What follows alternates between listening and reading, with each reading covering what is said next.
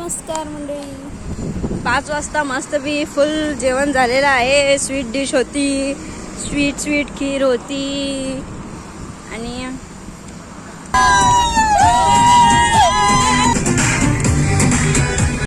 दोन दिवस किती फास्ट गेले काय कळालंच नाही. आणि अशा प्रकारे आम्ही रिटर्न तिकीट काढून वापस जात होतो. हे बघा, वरचीचा वाटतं का सांगा मला कमेंटमध्ये.